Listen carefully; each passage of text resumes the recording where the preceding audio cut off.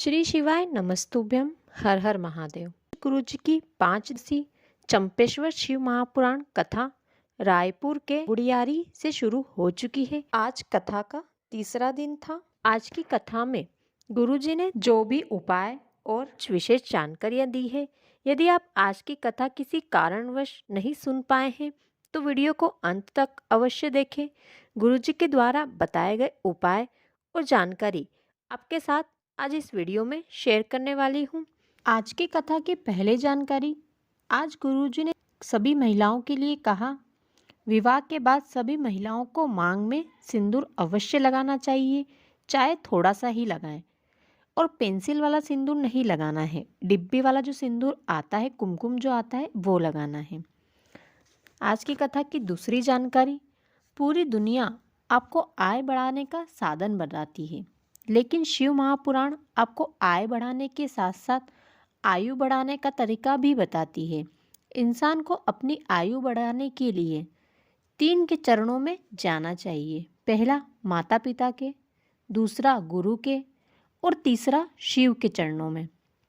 माता पिता आपको चिरंजीवी होने का आशीर्वाद देते हैं, गुरु आपको आयुष्मान होने का आशीर्वाद देते हैं और शिव, यदि आप शिव पे एक लोटा जल भी चढ़ाते हैं तो वह आपको आरोग्य होने का आशीर्वाद देते हैं। इस प्रकार आपकी आयु बढ़ती है। आज की कथा की तीसरी जानकारी। भगवान ने इंसान को सबसे पहले 40 साल की उम्र दी थी। इसी के साथ गधे, कुत्ते और उल्लू को 40 साल की उम्र दी थी। लेकिन फिर इंसान ने भगवान से कहा कि 40 साल की उम्र बहुत कम होती है, इसमें मैं कुछ नहीं कर पाऊंगा, मेरी उम्र बढ़ा दीजिए। और गधे, कुत्ते और उल्लू ने उनकी उम्र कम करवाई, तो इनकी उम्र भगवान ने 20-20 साल कर दी और इनके जो बचे 20-20 साल थे वो इंसान की उम्र में बढ़ा दिए। इस प्रकार इंसान की उम्र 40 से 100 कर दी। इसलिए इंसान 40 साल तक अपनी ज़िंदगी अच्छे से मज़े से जीता है। उसके बाद 60 साल के बाद तक इंसान गधे की तरह अपने परिवार और जिम्मेदारियों का बोझ ढोता है। उसके बाद 60 साल के बाद 80 साल तक जैसे कुत्ता घर की रखवाली करता है, किसी के आने पर घर वालों को बताता है, वैसे ही 60 के ऊपर का व्यक्ति घर के हॉल में बैठा रहता है और किसी के आने पर घर वालों को, अपनी बहू को आवाज़ देकर बताता है। और 80 साल के बाद जैसे उल्लू रात भर जागता है, वैसे ही 80 साल के व्यक्ति को रात में कितनी ही दवाइयाँ क्यों ना ले ले, उसे नींद नहीं आती है। 40 साल की ज़िंदगी हमें भगवान ने दी थी, इसलिए हम 40 साल की ज़िंदगी अच्छे से जीते हैं और उसकी बाद की ज़िंदगी हमें कष्टों में जीनी पड़ती है। आज की कथा की चौथी जानकारी। यदि आप अपने जीवन में किसी गरीब की या किसी पीड़ित की सहायता नहीं कर सकते, किसी भूखे को खाना नहीं खिला सकते, तो आप एक कीड़े के समान होते हैं। इसीलिए कहा जाता है चुल्लू भर पानी में डूब के मर जाना चाहिए। इंसान तो चुल्लू भर पानी में नहीं डूब सकता, लेकिन एक कीड़ा चुल्लू भर पानी में डूब के अवश्य मर सकता है। आज की कथा की 5वीं जानकारी। शादी के बाद सभी माँ अपनी बेटियों को ये सीख जरूर दे कि ससुराल की छोटी छोटी बातें अपने मायके में आकर ना बताएं। आज की कथा की 6ठी जानकारी। पति पत्नी का जीवन सभी को सीख देता है, क्योंकि जब भी विपदा की घड़ी आती है तो पति पत्नी कदम से कदम मिलाकर चलते हैं। 7वीं जानकारी। जब भी आपके जीवन में कोई पीड़ा आ जाए, कोई तकलीफ आ जाए, कोई रोग आ जाए या बहुत बड़ा कोई कष्ट आ जाए, तो आपको किसी से अपने हृदय का दर्द नहीं बांटना है, क्योंकि सभी आपका मजाक उड़ाएंगे। आपको केवल अपने आसपास किसी शिव मंदिर में जाकर केवल 2 पल बैठकर अपनी मन की पीड़ा शिवजी से कहें और शिवजी पर चढ़ी एक बेलपत्र लेकर घर आ जाएं। शिवजी आपकी पीड़ा को जरूर मिटाएंगे। आज की कथा की 8वीं जानकारी।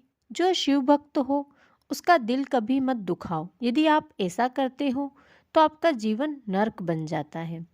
आज की कथा की 9वीं जानकारी। हर महिला को चाहिए कि अपने पति और अपने बच्चों से शिव पर एक लोटा जल जरूर चढ़वाएं, क्योंकि उनके भाग का कष्ट तो उन्हें ही भोगना होगा। जो वो अपने जीवन में गलतियां करते हैं, पाप करते हैं, उनका फल उन्हीं को भोगना है, इसलिए उनसे एक लोटा जल शिवजी पर अवश्य ही चढ़वाएं। आज की कथा की 10वीं जानकारी। आपके मरने के बाद किसको भोजन करवाया है वो जरूरी नहीं है। आपके परिवार वाले आपके मरने के बाद चाहे 100 ब्राह्मणों को भोजन करवाएं या पूरी समाज को भोजन करवाएं, ये जरूरी नहीं है। जरूरी ये है कि आपने जीते जी अपने हाथों से कितनों को भोजन करवाया है। आज की कथा की 11वीं जानकारी। आपको यदि नमन करना है, प्रणाम करना है, तो आप किसी साधु संत ब्राह्मण इनके सामने ना झुके। आप अपने माँ बाप को प्रणाम करें, अपने पति को नमन करें, अपने सास ससुर को नमन करें। आज की कथा की 12वीं जानकारी। यदि कभी आप शिव महापुराण कथा के पांडाल में जाते हैं तो वहाँ की भूमि को अपने सर से जरूर लगाएं, क्योंकि वो भूमि कोई मामूली भूमि नहीं है, वह शिव भक्त की भूमि है। वहाँ स्वयं शिव शंभू आते हैं। यदि किसी कारणवश आप कथा चल रही है तब पांडाल में कथा सुनने ना जा पाए तो कथा खत्म होने के बाद कथा के पांडाल में एक बार जाकर अवश्य उसकी भूमि को अपने सर से लगाएं। आज की कथा की 13वीं जानकारी। आप अपने बच्चों को ये सीख अवश्य दें कि अपने बड़ों की बात माने और उनकी बातों का कभी बुरा ना माने। बड़े हमेशा आपको अच्छा बताएंगे, आपका अच्छा ही चाहेंगे। आज की कथा में गुरुजी ने कोई विशेष उपाय नहीं बताया है, लेकिन आज की कथा में गुरुजी ने कुछ पत्र पढ़कर सुनाए। उसमें उन्होंने गुरुजी के कुछ पुराने उपायों का जिक्र किया है, वो आपके साथ शेयर कर रही हूँ। यदि किसी का गर्भ बार बार गिर जाता है या किसी को संतान नहीं हो रही, शादी को 5 साल 10 साल हो गए हैं, डॉक्टर ने भी कह दिया कि आपका बच्चा नहीं हो सकता, तो अपने पीरियड्स के 7वें दिन सफ़ेद आंकड़ी की जड़ शिवलिंग के ऊपर तुमरुका जी का नाम लेकर 21 बार उबार कर अपना नाम व गोत्र बोलकर वो सफ़ेद आंकड़े की जड़ मंदिर में ही लाल कपड़े में बांध ले और अपनी कमर में लाल धागे में बांध ले। उसके बाद एक पीपल का पत्ता शिवलिंग पर तुमरुका जी का नाम लेकर चढ़ाएं और उठाकर घर ले आएं। अब रात में गाय के दूध में वो पीपल का पत्ता डालकर दूध को उबाल लें और पति और पत्नी दोनों ही वो दूध पिएं। 3 महीने में बाबा आपकी मनोकामना पूरी करेंगे, आपकी गोद भरेंगे।